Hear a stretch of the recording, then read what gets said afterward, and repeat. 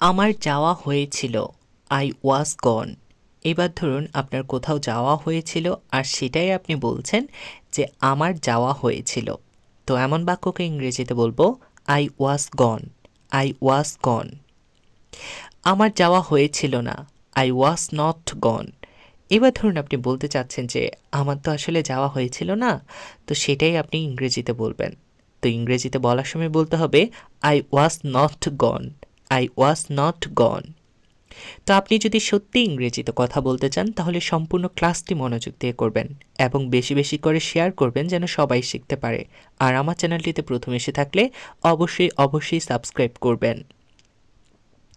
আমার যাওয়া হচ্ছিল, আই ওয়াজ বিং গন। এবার ধরুন আপনি বলতে চাচ্ছেন যে আমার যাওয়া হচ্ছিল, মানে আপনার যাওয়াটা চলমান ছিল। তো আমার যাওয়া হচ্ছিল এমন বাক্যকে ইংরেজিতে বলবো I was being gone, I was being gone. আমার যাওয়া হচ্ছিল না, I was not being gone. এবার ধরুন আপনি বলতে চাচ্ছেন যে আমার আসলে যাওয়া হচ্ছিল না।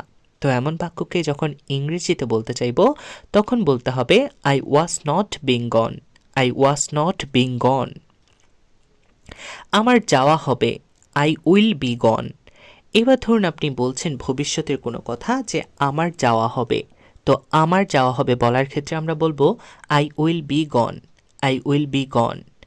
আমার যাওয়া হবে না, আই ওয়ন্ট বি গন।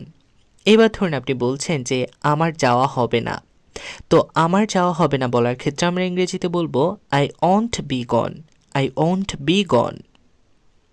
আমি যাওয়ার কথা ভাবছি, আম থিঙ্কিং টু গো।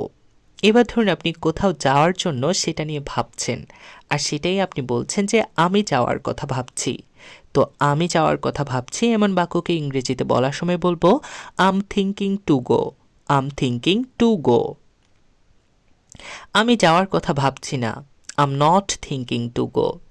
এবার আপনি বলছেন যে আসলে আমি তো যেতে চেয়েছিলাম কিন্তু এখন আর যাওয়ার কথা ভাবছি না। তো আমি যাওয়ার কথা ভাবছি না এমন বাক্যকে ইংরেজিতে বলবো I'm not thinking to go, I'm not thinking to go.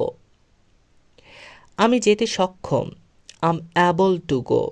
এবার আপনি বলতে চাচ্ছেন যে আমি যেতে সক্ষম।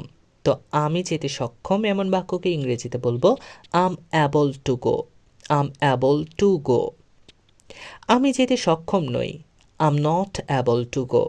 এবার আপনি বলছেন যে আসলে আপনার সক্ষমতা নেই যাওয়ার জন্য যেই জায়গায়, সেজন্য আপনি বলছেন আমি যেতে সক্ষম নই। তো এমন বাক্যকে ইংরেজিতে বলতে হবে I'm not able to go, I'm not able to go. আমার যেতে এখনও দেরি আছে, আম ইয়েট টু গো। এবার ধরুন আপনি বলছেন যে আমার আসলে যেতে দেরি আছে, তোমরা চলে যাও। তা আমার যেতে এখনও দেরি আছে এমন বাক্যকে ইংরেজিতে বলবো I'm yet to go, I'm yet to go. এখনই যাওয়ার সময়, ইটস টাইম টু গো। এবার আপনি বলছেন যে অনেক সময় নষ্ট করেছি জীবনে, এখনই যাওয়ার সময়। যেমন এখনই আপনার শেখার সময়।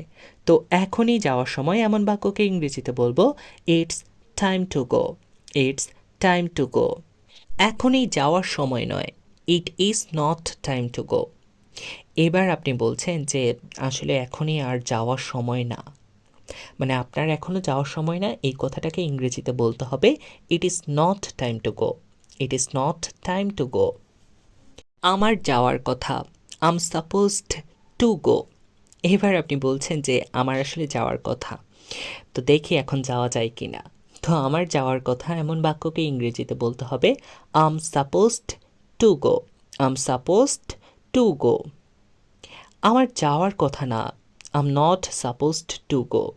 এবার আপনি বলছেন যে আমার আসলে তো যাওয়ার কথা না, কে বলেছে আমি যাব। তো আমার যাওয়ার কথা না এমন বাক্যকে ইংরেজিতে বলবো I'm not supposed to go, I'm not supposed to go. আমার যাওয়ার কথা ছিল, I was supposed to go. এবার ধরুন আপনি বলছেন যে আমার আসলে যাওয়ার কথা ছিল।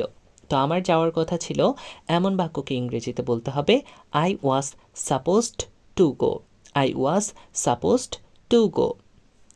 আমার যাওয়ার কথা ছিল না, I wasn't supposed to go. এবার আপনি বলতে চাচ্ছেন যে কে বলেছে তোমাকে এই কথা যে আমার যাওয়ার কথা ছিল। আমার যাওয়ার কথাই ছিল না।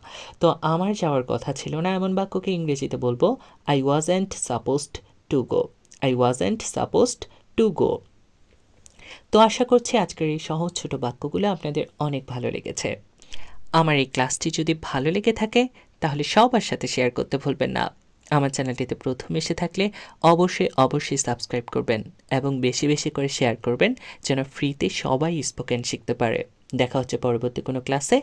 ততক্ষণ পর্যন্ত সবাই ভালো থাকুন, সুস্থ থাকুন। আল্লাহ হাফেজ।